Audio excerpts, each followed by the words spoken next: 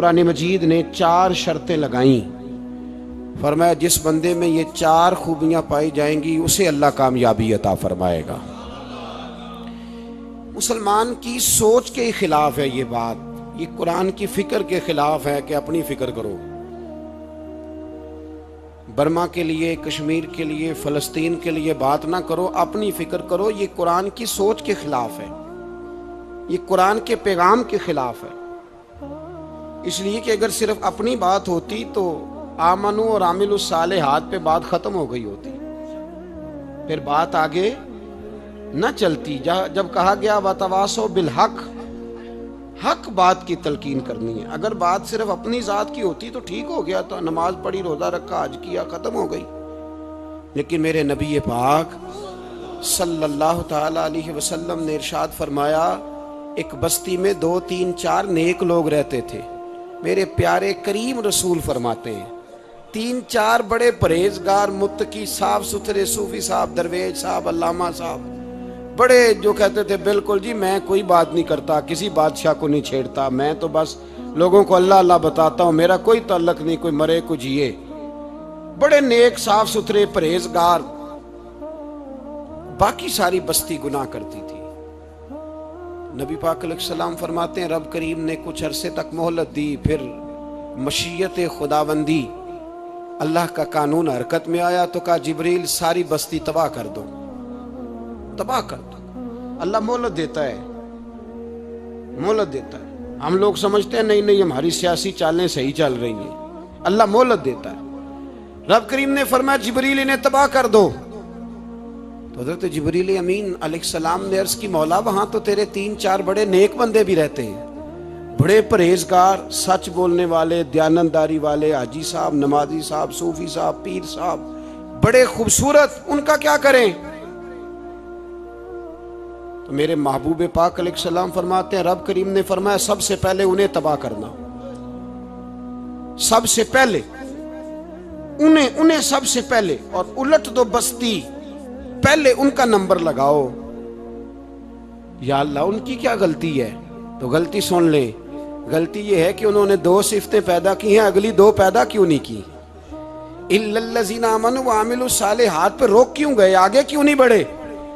اللہ کریم نے فرمایا جبریل دیکھو نا، میری نافرمانی ہوتی رہی اور ان کے چہرے پر کبھی شکن تک نہیں آیا، لوگ میرا قانون توڑتے رہے، انہیں کبھی برا ہی نہیں لگا، گناہ دیکھ کر کبھی خیال ہی نہیں آیا بدلنے کا۔ میرے بھائی امت مسلمہ اپنے لیے تو آئی نہیں دنیا میں، نبی پاک کی اس لیے تھوڑے آئے تھے کہ پیسے کمائیں، دنیا داری کریں، جھوٹ سچ ماریں اور رخصت ہو جائیں، بچے پیدا کریں۔ یہ کام تو ہندو سکھ بدھ مت سارے کر رہے ہیں، تو فقط اس کام کے لیے تھوڑی آیا ہے۔ کنتم خیر امت اخرجت للناس، اللہ فرماتے ہیں میرے محبوب کے غلاموں تم بہترین امت ہو، میں نے تمہیں امتوں کے بھلے کے لیے پیدا فرمایا ہے، تمہیں لوگوں کی امامت کے لیے دنیا میں بھیجا ہے۔ اے نوجوان مسلم، کبھی یہ تدبر بھی کیا تو نے؟ وہ کون سا گردو ہے جس کا ہے تو ایک ٹوٹا ہوا تارا؟ تو نے کبھی سوچا ہے تو کیا ہے؟ پتہ ہے تجھے؟ روزی کماؤ، روٹی کماؤ، اور اب تو بہت سارے لوگ جھوٹ کی دنیا میں زندہ ہیں، جھوٹ بولتے ہیں اپنے آپ کے ساتھ بھی، دائیں بائیں فراڈ کر رہے ہیں اپنی ذات کے ساتھ، خول بنا لیا اس میں بند ہو گئے، باہر ہی نہیں نکل۔ اپنے ملک کی سوچو، اپنی بات کرو۔ علامہ اقبال نے پتہ کیا کہا تھا؟ اقبال نے، یہ سنو جو لوگ کہتے ہیں پہلے پاکستان، برما کے مسلمان بعد میں، کشمیر کے مسلمان پہلے سنو اقبال کیا کہتے ہیں۔ اقبال کہنے لگے ان تازہ خداؤں میں بڑا سب سے وطن ہے، ان تازہ خداؤں میں بڑا کون ہے؟ وطن کی محبت ایمان کا حصہ، اس میں شک نہیں، لیکن اگر اسلام سے پہلے وطن آ گیا تو اقبال کہتے ہیں ان تازہ خداؤں میں بڑا سب سے وطن ہے، اور جو پیرہن اس کا ہے وہ مذہب کا کفن ہے۔ فرماتے ہیں جو وطن اوڑھ لیتا ہے اس نے اپنے مذہب کو دفن کر دیا۔ سب سے پہلے پاکستان نہیں، سب سے پہلے رسول اللہ کا دین ہے، سب سے پہلے قرآن ہے، سب سے پہلے نبی پاک کا فرمان ہے، سب سے پہلے امت مسلمہ ہے۔ ان تازہ خداؤں میں بڑا سب سے وطن ہے، جو پیرہن اس کا ہے وہ مذہب کا کفن ہے. اور اقبال کہنے لگے قوم مذہب سے ہے، مذہب جو نہیں تم بھی نہیں. قوم مذہب سے ہے، مذہب جو نہیں. کوئی نہیں سمجھ آ رہی ہے آپ کو میری بات؟ قوم کس سے ہے؟ پاکستانی ہونے سے، پنجابی ہونے سے، سندھی بلوچی پٹھان ہونے سے نہ. قوم مذہب سے ہے، اور مذہب جو نہیں تم بھی نہیں. یہ کیسے ہو سکتا ہے کہ مذہب نہ ہو اور بندہ زندہ رہے؟ یہ کیسے ہو سکتا ہے بھائی؟ کافر نے اصل میں جاگ ہی نہیں رہا، میں جاگتا ہی نہیں. میں جیب کی سوچتا ہوں، مسجد کی سوچتا ہوں، خانقاہ کی سوچتا ہوں، مدرسے کی سوچتا ہوں، دکان کی. سارا دن تو اس چکر میں لگا رہتا ہوں لوگوں کو ثابت کرنے میں کہ میں صحیح ہوں باقی غلط ہیں. میں تو اپنی ذات کے خول سے اٹھ ہی نہیں رہا. اور مجھے یہ اندازہ ہی نہیں کہ لیبیا سارا کٹ گیا، مصر کے ٹکڑے ٹکڑے ہو گئے. مجھے پتہ ہی نہیں کہ شام، جس کے بارے میں میرے نبی پاک علیہ السلام نے فرمایا مکے اور مدینے کے بعد اللہ نے سب سے زیادہ برکتیں ملک شام میں رکھی ہیں. اور حضور نے فرمایا جس نے ہجرت کرنی ہو وہ شام جائے. اتنا اعلیٰ ملک سارا کٹ گیا. 4-4 ہزار لوگ ایک دن میں قتل ہو گئے. اور میرا گھر اب آباد ہے نا، کوئی حرج نہیں. وہ کٹتے ہیں تو وہ دور ہیں، کٹتے رہیں. فلسطین میں ہمارے ہاں معراج کی محفلیں بڑی جم کے ہوتی ہیں. سارے لوگ پڑھتے ہیں سبحان الذی اسریٰ بعبدہ لیلا من المسجد الحرام الی المسجد الاقصی. انہیں پوچھو روز قرآن مجید میں مسجد اقصی کا نام لینے والوں، تم مسجد اقصی کہتے ہو تو تمہیں اللہ کتنی نیکیاں عطا کرتا ہے. بتاؤ تو صحیح مسجد اقصی کدھر ہے؟ اور اب تو میری طرح کے مولوی آدھی حدیث سناتے ہیں، کہتے ہیں مسجد نبی میں ایک نماز پڑھو تو 50,000 کا ثواب، حرم شریف میں پڑھو تو 1,00,000 کا ثواب. مولانا حدیث یہاں سے شروع نہیں ہوتی. کھولو تو صحیح کنز المال، پڑھو مسند امام محمد بن حنبل، حدیث تو یہاں سے شروع ہوتی ہے. میرے نبی پاک نے فرمایا مسجد اقصی میں جس نے ایک نماز پڑھی 25,000 کا ثواب، اور میری مسجد میں جس نے ایک نماز پڑھی 50,000 کا ثواب، اور اللہ کے گھر بیت اللہ جس نے پڑھی 1,00,000 کا ثواب. مسجد اقصی کا تو ذکر ہی چھوڑ گیا ہے. کیوں؟ وہ مسجد جس کی طرف منہ کر کے 15 سال میرے نبی پاک نے نماز ادا کی. کس نے؟ بولیے گا. 15 سال تک، 2 ہجری میں 13 سال مکے میں، 2 سال مدینے میں، مسجد اقصی کی طرف جدھر منہ کر کے تیرے اور میرے رسول نماز پڑھتے رہے. آج وہ مسجد یہودی کے قبضے میں ہے. کئی جمعے تالا رہتا ہے، وہاں نماز نہیں پڑھنے دی جاتی. مجھے کیا لگے اس بات سے؟ میری مسجد میں تھوڑی لگا ہوا ہے. ایسی ہوا چلی ہے کہ ہر شخص سوچتا ہے تمام شہر جلے بس ایک میرا گھر نہ جلے. بھائی یہ وہ دور ہے جس دور میں ذرا سی بھی کسی شخص کو تکلیف ہوتی ہے تو عالمی میڈیا پہ بات جاتی ہے، موبائل جیبوں میں فوراً تصویریں کیش ہوتی ہیں. میں اور آپ، ہمارا اس قوم سے تعلق ہے جس قوم کے بچے کٹ گئے، ذبح ہو گئے. عورتوں کے پستان کاٹ کے برما کے بدھوں نے ان کے کباب بنا کے کھا لیے. چھوٹے چھوٹے بچوں کی لاشیں انہوں نے لٹکا ڈالی. اور یہاں میں حکومت کی کیا بات کروں، یہاں کسی سیاستدان کو مکھی کاٹ جائے تو ہمارے پھٹے آباد ہو جاتے ہیں بحث کرنے کے لیے. ہمارے اپنے لوگ، عام آدمی نہیں بات کرتا، عام آدمی نہیں نکلتا، عام شخص کو فکر ختم ہو گئی. وہاں میری بھائی سب سے بڑھ کر بہترین مسجد کے خطیب امام حسین تھے. مسجد نبی سے بڑی بھی کوئی مسجد ہوگی جس ممبر پر رسول پاک بیٹھ کے خطبہ دیا کرتے تھے؟ اور میرے مصطفیٰ کے آستانے سے بڑا بھی کوئی آستانہ ہوگا جس کی سجادگی امام حسین کے پاس تھی؟ کہتے ہیں ہمارا کیا تعلق، ہمیں کیا لگے، جو مرضی ہوتا پھرے. امام علی مقام آرام سے مسجد نبی میں بیٹھے تھے. زمانہ پوری دنیا سے جاتا تھا، ہاتھ چومتا تھا، قدموں میں بیٹھتا تھا. اتنے بڑی عظمت والی بھی کوئی شخصیت ہوگی جس کے رگوں میں رسول اللہ کا خون دوڑتا ہے، جسے حضور اپنی زبان مبارک اس طرح وہ چوسا کرتے تھے جیسے عرب کے لوگ پیاس کے عالم میں کھجور چوسا کرتے تھے. اتنا بڑا بھی کچھ شخص تھا. لیکن جب دین پہ کڑا وقت آیا تو حسین نے مسجد کی خطابت نہیں بچائی، آستانہ نہیں بچایا. امام علی مقام نے کہا کوفہ لٹتا ہے تو لٹتا رہے، دمشق میں فساد ہوتا ہے تو ہوتا رہے، وہ ملک شام کی بچیاں رو رہی ہیں تو روتی رہیں کہ ہم پہ یزید قابض ہو گیا، میری مسجد آباد ہے، کافی ہے؟ نا، امام حسین نکلے اور نکل کے کہنے لگے جنت البقیع والی جگہ پہ کھڑے ہو کہ یا رسول اللہ میں جا رہا ہوں، میں جا رہا ہوں اور آپ کے لیے جا رہا ہوں، اس لیے کہ مجھے اس شام کو بچانا ہے جس شام میں رسول اللہ کا کلمہ پڑھنے والے لوگ بستے ہیں، مجھے کوفہ، دمشق، مصر کے لوگوں کو بچانا ہے، نانا تیرے کرم کے خزینے کی خیر ہو، میں جا رہا ہوں تیرے مدینے کی خیر ہو۔ نکل کھڑے ہوئے امام علی مقام، میدان میں نکلے، کس کے خلاف؟ بولے کون تھا یزید؟ مسلمان تھا، اس وقت تک تو سب نے مسلمان لکھا ہے، جس نے کافر کہا شہادت امام حسین کے بعد کہا۔ جرم کیا تھا؟ میری گردن جھک جاتی ہے جب میں یہ بات کرتا ہوں، ایمانداری سے کہہ رہا ہوں، جوش خطابت نہیں، میری گردن جھکتی ہے جب میں یہ لفظ ادا کرتا ہوں۔ امام علی مقام اس شخص کے خلاف نکلے، سارے خطبے امام حسین کے پڑھ کے دیکھو، امام حسین نے فرمایا یزید شرابی ہے۔ شرابی مسلمانوں کا حکمران ہو سکتا؟ آپ نہ بولیں بے شک، پر بات تو سچی ہے نا۔ امام حسین نے فرمایا شرابی کو ووٹ دیا جا سکتا؟ فرمایا رنڈیوں کا ناچ دیکھتا ہے جو مجرے دیکھے، جو رنڈیوں کے ناچ دیکھے وہ مسلمانوں کا حکمران ہو سکتا؟ امام حسین میدان میں نکلے اور 18 سال کے علی اکبر سے لے کر 6 مہینے کا علی اصغر دے دیا، لیکن شرابی کو برداشت، بے حیا کو برداشت تو میں کیسے کرتے؟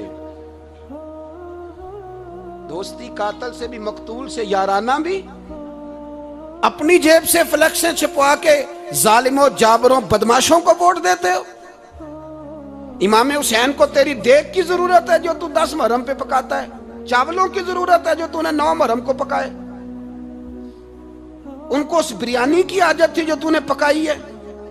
میرے گھر میں فلاں MNA MPA صاحب آ گئے تھے، امام حسین کے گھر کے اندر یزید نے پیغام بھیجا، اس نے کہا جیسے کہو گے کر لوں گا، جتنے پیسے کہو گے دے دوں گا، جتنی مسجدیں کہو گے بنوا دوں گا، جتنے ادارے کہو گے تعمیر ہو جائے، مجھے نہ چھیڑو۔ آپ نے فرمایا نا، مسجد مدرسے اس وقت آباد رہتے ہیں جب حکمران صحیح ہوتے ہیں، اور جب حکومتیں غلط ہوتی ہیں تو پھر مساجد آباد، پھر مدارس کی آباد کاری ہو ہی نہیں سکتی۔ میں دین میں نیا رکھنا کھول دوں؟ امام علی مقام کھڑے ہوئے، پر میں کیا کروں؟ حکومت کیا کروں؟ حکومت سے کیا کہوں؟ اگر میری ملت کے اپنے جوان کے موبائل میں رنڈیوں کا ناچ ہو تو 10 محرم کو تو امام حسین کربلا میں تڑپ جاتے ہوں گے۔ اگر 9-10 محرم کو جو نکلا امام علی مقام کی بات کرنے کے لیے، وہ نوجوان اگر سگریٹ کا، شراب کا، بدماشی کا عادی ہو تو حضرت علی اصغر کہیں گے نا میری قربانی کا کیا بنا؟ وہ تو نکلے تھے عریانی اور فحاشی کے خلاف، اور اگر ملت کا جوان روز چوک میں کھڑے ہو کے لڑکیوں کو تاڑتا ہو تو حضرت علی اکبر تو اپنی قبر میں روتے ہوں گے کہ یہ اس قوم کے لیے جان دے دی جو آج یزیدی طریقوں پہ عمل کر رہی ہے، جو ساری رات گند دیکھ کے سوتی ہے، جو ساری رات بے حیائی، فحاشی اور عریانی میں لگی رہتی ہے، ان لوگوں کے لیے جان دے دی۔ اتنا ظلم ان شہیدوں کے ساتھ، اور 10 محرم کو دیگ پکا کے کہتا ہے میں امام حسین کا ماننے والا ہوں، میں امام علی مقام سے پیار کرنے والا ہوں۔ نہ بھائی، نہ دو رنگی چھوڑ کے یک رنگ ہو جا، سراسر موم ہو جا یا سنگ ہو جا، امت مسلمہ کو بیدار ہونا پڑے گا۔ امام علی مقام میدان میں نکلے، ڈٹ کے نکلے، اور امام نے فرمایا میدان میں نکل کر کہ میرا وطن مدینہ ہے، میرا وطن مدینہ ہے، پر مدینہ بعد میں، رسول اللہ کا دین پہلے۔ تو پاکستان کی بات کرتا ہے؟ امام علی مقام نے فرمایا مدینہ کی شریعت بعد میں، رسول اللہ کا دین پہلے، اور تیرے تو بچے عام سے ہیں۔ امام حسین نے فرمایا میری گود میں جو بچے ہیں وہ رسول اللہ کے نواسے ہیں، پر بچے بعد میں، نبی پاک کا دین پہلے۔ آپ نے فرمایا تیری بیٹی بڑی باوقار ہوگی، اس کی بڑی عزت ہے، تو کہتا ہے بیٹی کی وجہ سے بلیک میل ہو گیا، لیکن جو شان خدا نے حسین کی بیٹی کو عطا فرمائی، جن بچیوں کا سر کا بال ننگا ہو جائے، سر کا بال ننگا ہو جائے، تو امام شورانی فرمایا کرتے تھے اگر مدینے میں کسی سیدزادی کے سر کا بال ننگا ہوتا تھا تو سورج اپنا منہ چھپا لیا کرتا تھا، سورج چھپ جاتا تھا بادلوں کی اوٹ میں، اور مدینے والے سمجھ لیتے تھے کہ گھر میں کام کرتے کرتے کسی سیدزادی کے سر کا کوئی بال ننگا ہو گیا۔ ان شہزادیوں کا اتنا وقار، پر امام علی مقام نے فرمایا بیٹیوں کی فکر بعد میں، رسول اللہ کا دین پہلے رسول اللہ کا دین۔ قوم مذہب سے ہے، مذہب جو نہیں تم بھی نہیں۔ یاد رکھ میرے بھائی، امام علی مقام رضی اللہ تعالیٰ عنہ نے میدان میں نکل کر پہلے مذہب کی بات کی، اور آج دین نبی دا وانگ یتیمہ رووے تے کرلاوے تے آکھے میں کتھوں لبا عمر بہادر، میں کتھوں لبا عمر بہادر جیڑا مینوں سینے لاوے، معصوم بچے معصوم۔ آج تک کدھر ہے تمہارا اقوام متحدہ؟ بلاؤ نا اسے۔ بھیک مانگتے پھرتے ہو کافروں سے، بھیک مانگتے ہو۔ بچہ شام کو گھر نہ آئے تو ماں دروازے پہ نظر لگا کہتی بیٹے ٹائم پہ آ جایا کر، مجھے نیند نہیں آتی، وقت پہ۔ برما کی اس ماں سے بھی جا کے پوچھو جس کا بچہ پلٹ کے آئے کوئی نہیں، آیا ہی نہیں، اس سے بھی پوچھو۔ بچے نے آدھی رات کو روٹی مانگ لی تو فالج زدہ ماں، اس کو فالج تھا، وہ رینگتی ہوئی اٹھی اور اس نے اپنے لال کو روٹی پکا کے دی۔ باپ کہتا رہا چل چھوڑ، سو جا بیٹے تیری اماں۔ اس نے کہا نہیں مجھے نیند نہیں آتی، بیٹا بھوکا ہے۔ اس ماں سے بھی کبھی پوچھ، اس ماں سے جو بنگلہ دیش کے خیمے میں بیٹھی ہے تو بی بی سی لندن کا رپورٹر کہتا ہے کہ تیری خواہش کیا ہے؟ کہتی کوئی بھی نہیں، چلو 2 دن کے بعد ہی صحیح میرے بیٹے کو ایک روٹی دے جایا کرو، یہ روٹی مانگتا ہے مجھ سے، میں کدھر سے لاؤں؟ یہ لوارث قوم ہے، میں حکمران سے جا کے بات کروں جب میرا اپنا نمازی مسلمان کہتا ہے پہلے پاکستان کے بچے تو پال لو؟ میرے بھائی تجھے خبر ہی نہیں، یہ تو جانا تو کبھی گنبد خضرا پہ تو میرے مصطفیٰ نے فرمایا من ازا مسلم فقد ازانی، فرمایا جب میرا مسلمان تکلیف میں ہوتا ہے تو میں گنبد میں تکلیف میں ہوتا ہوں، مجھے درد ہوتا ہے، مجھے اذیت ہوتی ہے۔ پوچھ جا کے محبوب پاک سے، میرے عزیز کسی کو غم ہی نہیں ان لوگوں کا، کسی کو پرواہ ہی نہیں، کچھ سوچتا ہی نہیں ان کے بارے میں۔ میں اپنے گھر میں مست ہوں، آپ اپنے گھر میں مست ہیں۔ میرے رسول اللہ کی امت لٹ گئی ساری، جگہ جگہ تباہی۔ 1 انچ دھرتی پر زمین ایسی نہیں جو کافر کی ہو اور خون بہتا ہو۔ ایک ریمنڈ ڈیوس امریکی کتا یہاں بند تھا مسلمانوں کے قتل میں، انہیں اپنی قوم کی اتنی فکر تھی وہ راتوں رات چھڑا کے لے گئے، لیکن میری اور تیری بہن عافیہ صدیقیہ سالوں سے بند ہے۔ تڑپ کے پوچھا ہے مسلمانوں نے کہ اس کی غلطی تو بتاؤ، اس کا قصور نہیں پر وہ بند ہے، کوئی نہیں بات کرنے والا، کوئی نہیں۔ مسجد جانے جمعہ تو پڑھانا ہے، اس میں غرض نہیں درد ہے کہ نہیں کہ اس میں تو اتنا پتہ ہے کہ گھنٹے تقریر ہے کرنی ہے۔ پیر صاحب صبح سے شام تک تعویذ لکھتے، سیاستدان صبح سے شام تک جنازہ بھی تب پڑتا ہے کہ مجھے ووٹ ملیں گے۔ تاجر کہتا ہے بس دکان چلنی چاہیے، مر جائے میری طرف سے ساری دنیا، بس کرو، اس خول سے باہر نکلو۔ اے نوجوان مسلم، کبھی یہ تدبر بھی کیا تو نے وہ کون سا گردوں ہے جس کا ہے تو ایک ٹوٹا ہوا تارا؟ تو نے سوچا ہی نہیں کبھی، تجھے کبھی خبر ہی نہیں ہوئی کہ یہ کس قدر بڑا کام تھا؟ میرے رسول پاک صلی اللہ علیہ وسلم کے غلاموں جاگو۔ میں دعائی دیتا پھرتا ہوں، میں کہتا ہوں جٹ بن کے بڑا جی لیا، بٹ رائیں انصاری بن کے بڑا جیا، بس کر دو بس کر دو۔ اب مسلمان بن کے جینا سیکھو، اب اپنی پہچان رسول اللہ کی غلامی بناؤ۔ اب کہو پہلے دین باقی ہر چیز بعد میں، بس کرو، بہت ہو چکا ہمارے ساتھ، اب تھوڑا جاگو۔ میں بہت ساری باتیں دل میں لے کے آیا تھا جو آپ سے کرنی تھی، پر یہ لفظ ہیں کہ ٹوٹتے ہی جا رہے ہیں۔ بات ہے کہ سمت کا تعین ہی نہیں ہو پا رہا۔ میرے بھائی میں تو کبھی کبھی سوچتا ہوں لگتا ہے رب بھی ناراض ہو گیا ہے اور ہمیں منانے کا طریقہ بھی بھول گیا ہے۔